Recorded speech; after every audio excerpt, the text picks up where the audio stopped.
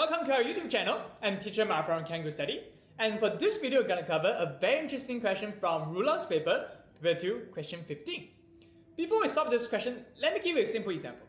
So over here we have two cuboid x and cuboid y, and for cuboid x we know the base area is 50 centimeters squared, and for cuboid y we know the base area is 40 centimeters squared. And for cuboid x we also know that the height of it is actually 3 centimeters. And now my question is, what should be the volume of cuboid x? Hey, very good. The volume is just base area times height. We get equals to 150 centimeter cubes. How about cuboid y? For cuboid y's height, if it's 4 centimeters, how about its volume? Its volume will be 160 centimeters squared by using 40 times 4 and give us 160. Now, this time, let's do a summarize of how we can calculate a cuboid's volume. We need to use the base area times height, we can get the volume. But that's not it.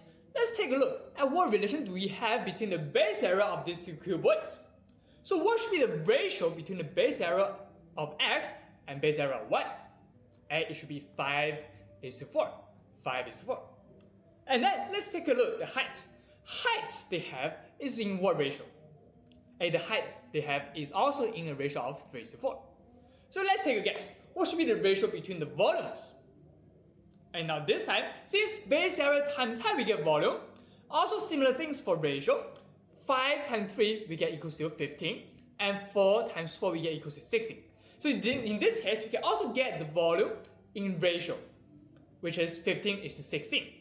And if we check, 150 centimeter cubes and 160 centimeter cubes is also in the ratio of 15:16. This basically follows the base area times height we get volume. So in this case, the base area ratio times the height ratio, we can get the volume ratio equals to the volume ratio. Here we have a very important usage of the compound ratio in terms of volume. By understanding this, let's take a look at this question. So x and y are two rectangular containers, and the base area of x is 1/3 of the base area of y. And also x contains 11400 centimeter cubes of water and y is empty.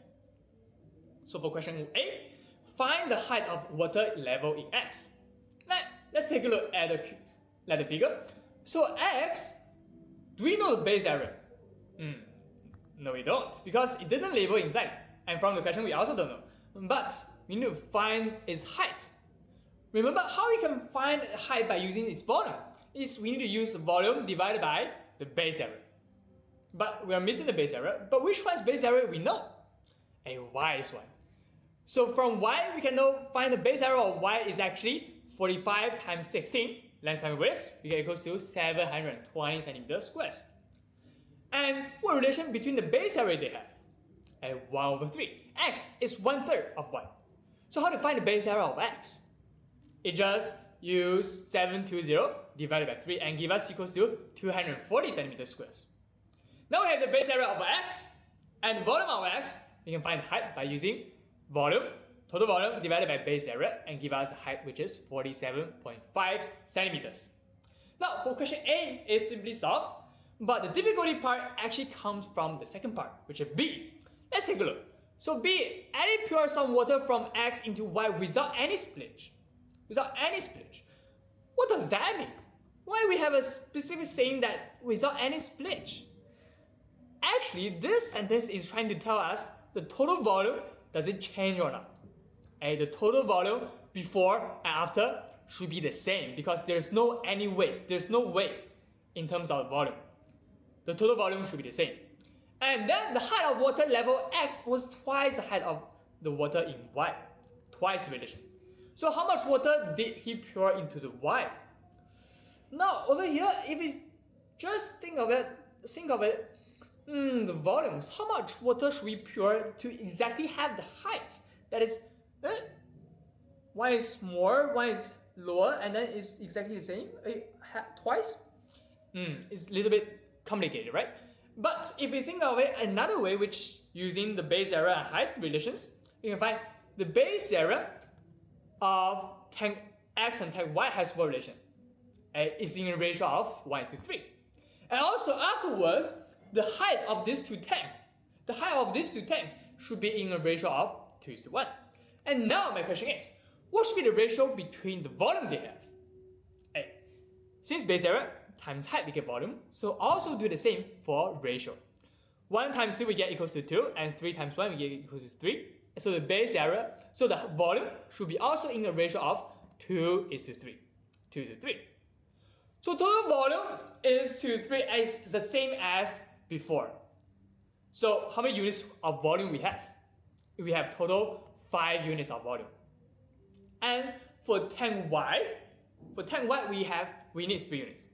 So the 5 units total volume is exactly 11400 centimeters cubed because it doesn't change. So the calculation to find volume in Y is simply A, total volume divided by 5 and times 3, and give us equals to 6840 centimeter cubes. Now we have solved this question A and B. And then let's do a summarize of this question. So at the beginning, we have 2 tanks. And for these 2 tanks, the base area is not the same, and the height is also not the same. How are we able to solve this? A very important one is, for tanks with different base areas and height, we need to use compound ratio. But in terms of volume, compound ratio means we need to use different type of ratio to get another type of ratio, which is base area ratio times height ratio, we get volume ratio. And that's it for this video. So if you want to learn more about PSLE, you can try to scan the QR code to join our study group, or try to scan the right side QR code to ask me directly. And see you soon in our next video. See you soon.